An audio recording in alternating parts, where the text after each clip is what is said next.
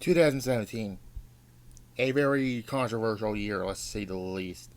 And I haven't done this since my 2020 review, my 2020 regular back in my on my birthday. Let's be honest, back in March. Anyway, let's do the regulars. You already know what it is. It's from counting from the worst period of the year to the best. And what the fuck do you think was gonna be dead last? Honestly, if you say this fucking pile of shit, you'll be right. Battleground 2017 is dead last.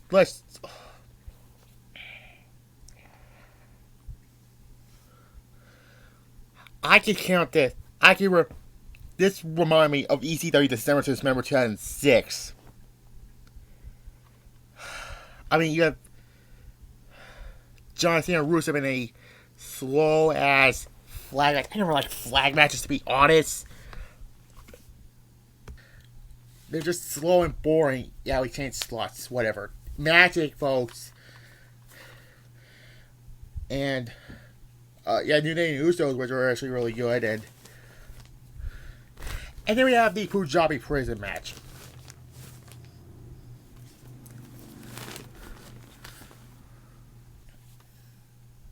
Fuck you.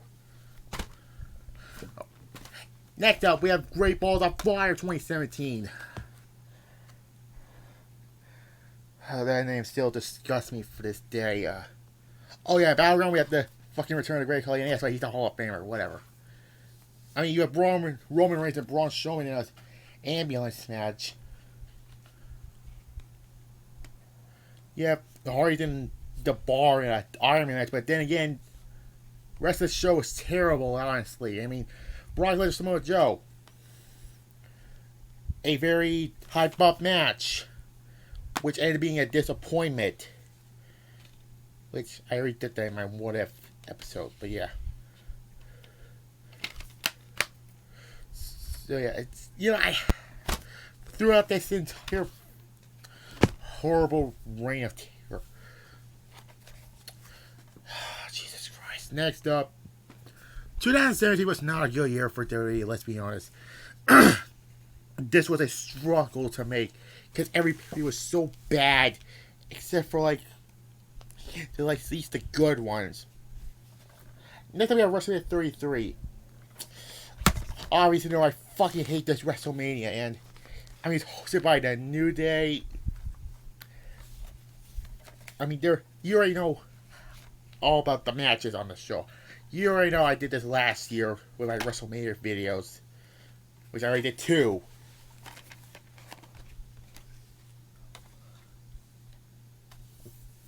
Yeah, literally.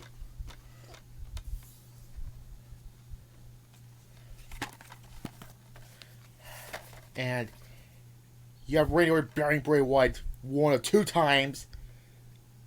I mean, you have AJ Styles and Shane McMahon, but which was honestly the best thing about the show. You have a bunch of overrated matches, and of course Roman Reigns and The Undertaker in the main event, which Undertaker supposedly retired, but no, he came back until WrestleMania 37, which is 36. My bad. That was his last match. Next up we have SummerSlam 2017. I'll give the show 1 credit. In the main event, which was the Fatal 4 match, they made Braun Strowman look like a star until we get to No Mercy. But then again, other than that, you got John Cena versus Baron Corbin, which nobody. This was right after he failed to cash in, which we go back to that video on my SummerSlam review, which how the money had fallen for him.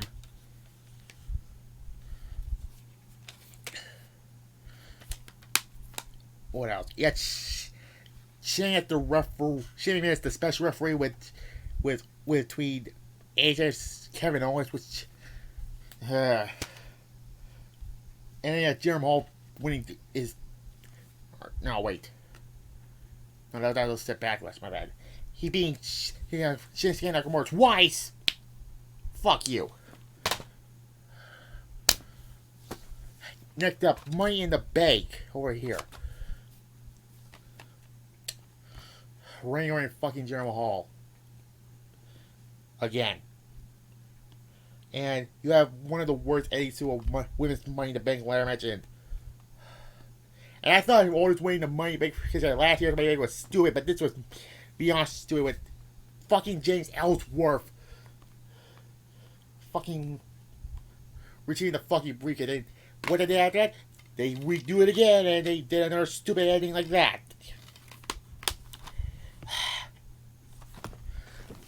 Put that to the next one on the side. That was actually a better show. And then you have Baron Corbin winning, which did he successfully cash in? No, he failed to cash in. Fucking people.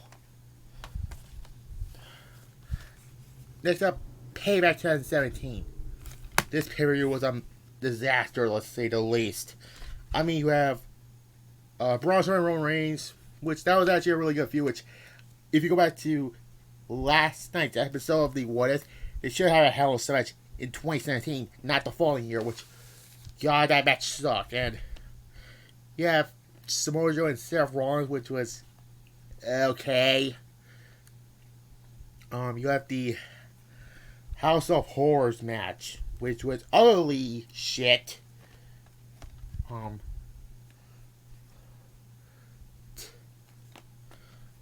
To say the least, between Bray Wyatt and Randy Orton. Why they did that match? And it was not for the WWE Championship. Anyways, and then let's go to my next one on the list, Backlash. I mean, you got Shinsuke Nakamura's first pay-per-view match, and his first time being on a cover, but he fought Dolph Ziggler. Honestly, one of the better matches on the night, but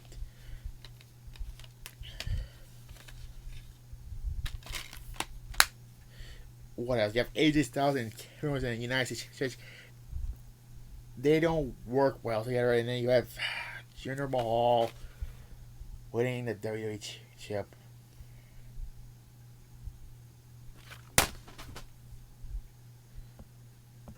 Next up, we have Fastlane, and I know what's going to happen in the main event. Let's be honest. You have Goldberg versus Kevin Owens.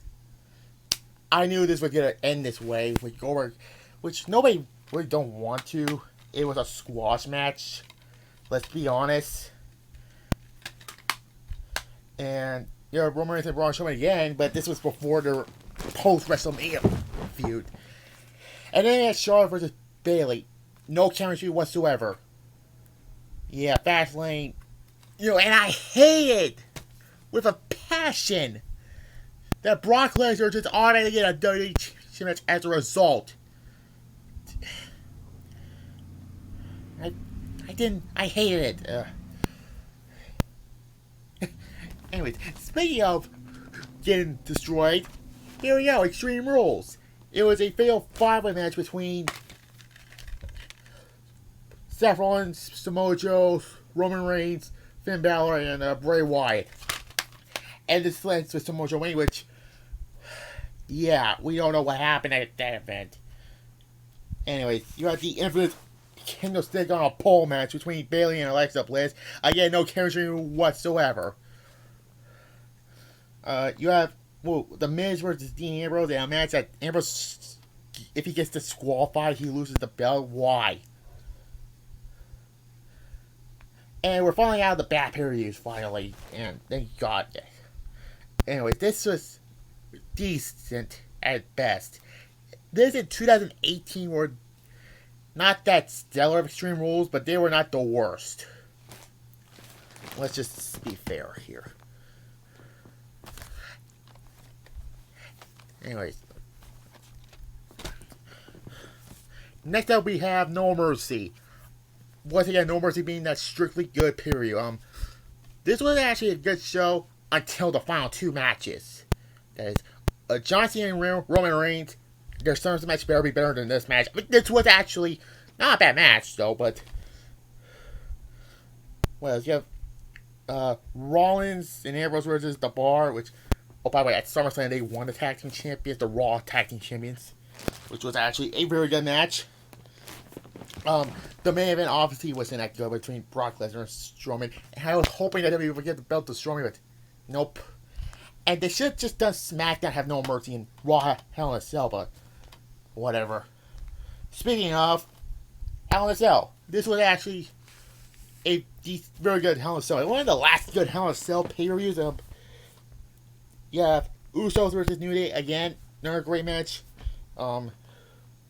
And the main event was with Shane McMahon and Kevin Owens in another Hell in a Cell match, which, I mean, it was better than their 2019 matches. Let's just be honest here. And this slowly built up to WrestleMania 34. Let's just be honest with Daniel Bryan's return. And yeah. Other than that, you have Charlotte and which did she win the title here? I don't even remember. I think she. No, she didn't win here. She won she went on the Go Home SmackDown to Survivor Series. My bad. And they had the same match from SummerSlam. I don't need to talk about it. Next up, we have Elimination Chamber. Now we're getting into the better pay-per-views, that is. I say this was a one-match show, and that's the Elimination Chamber for the WWE Championship, which was, who was it? Yeah, John Cena, AJ Styles, Baron Corbin, the Miz, Dean Ambrose, and Bray Wyatt. Oh, yeah. And this is when he won the title. He got buried by Randy Orton. So, yeah. We're finally out of the bad pay-per-views, finally, and so yeah, Elimination Chamber. I mean, you have Randy Orton. Well, I'm saying Randy Orton and Luke Harper, which was one of Luke Harper's best WWE one-on-one matches. And yeah, also Naomi winning the title. They should have stayed that for WrestleMania, honestly. And then you do the title change there, like I mentioned in my review. Okay, that's all the double features I have. Now we get to the non-double feature. Anyways, then we have Clash of Champions next. Honestly, this was actually one of the better Clash of Champions. And I like the cover with AJ Styles and Charlotte on there. What the fuck was their tag team they call it in the Mixed Match Challenge?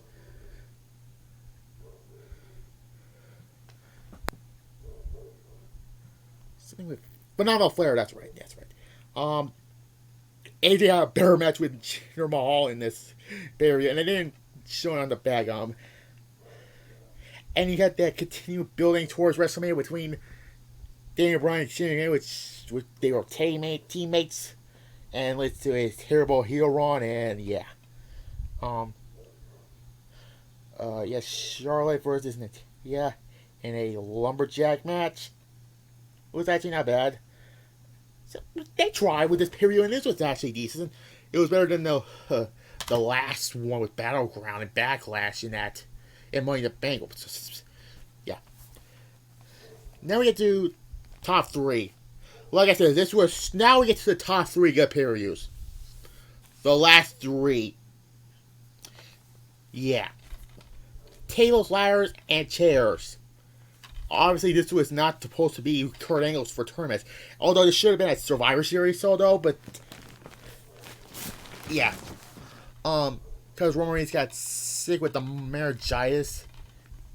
And then Bray Wyatt was supposed to face Finn Balor, which would have been a disaster. Shout out to the Club in 1993 for saying that. They put AJ Styles in his place, and I think that was the reason why they had to win the WWE Championship on a SmackDown in the UK, and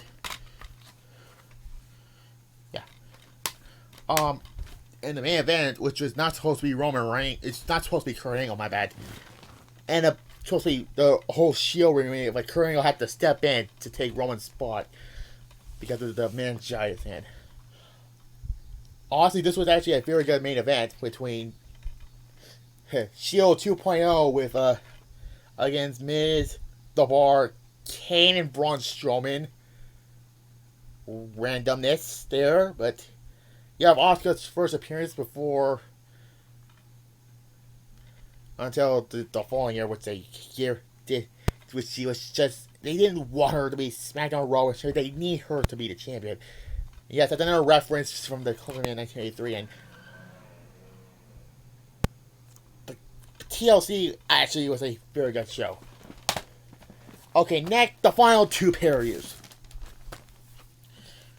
Royal Rumble 2017. If the Rumble match was actually good, this should be number one. But it ended up not being number one. Number one was actually, well, honestly, the best match on the night and the whole 2017 year was John Cena and AJ Styles for the WWE Championship, which, yeah. But the only thing, this is not normal because the fucking Royal Rumble match was not good at all, but with Randy Orton winning, which nobody wanted Randy Orton to win. 09, yes, but here, no. They should have AJ won it and have it good. Well, I already mentioned it. Yeah, my bad. But you have Roman Reigns and Kevin Owens, no chemistry between these two. Charlotte Bailey, again, no chemistry between these two. And I like the back on here to show Taker and Goldberg staring each other down, but let's just be honest about that Saudi Arabia shit. Although that was not that, it was not the worst I've seen, but yeah. And then finally, number one is Survivor Series. I think it's the first time in my pay-per-view countdown list I reached Survivor Series as number one. Yeah. This is actually the first time I ranked Survivor Series as number one. Because the other time it was either, like, low on the list or second last, like my 2003 one. But anyways, you have, honestly, the main event wasn't that great, but the stars, the teams were great, though. I mean, look at Kurt Angle, Triple H, John Cena, Randy Orton, all those guys in the main event. Yeah, Rock and AJ was, everyone, we all thought that should have been the main event, but they had to do the Survivor Series match, and I guess this is cold started. And this should have been the last time they should have done Brand Warfare because of 2018. But yeah, yeah, Shawn and Alexa Bliss, which honestly this was better than they had their match they had with Bayley. So yeah, taking a shit on her. Yep. Anyway, Survivor Series is number one, and that's it for the 2017 pay-per-view ranking list from worst Battleground 2017 to best Survivor Series 2017. I'll probably do 2013 soon. So yeah, so and I'll be back in my 1997 year review sometime later this week. So yeah, bye.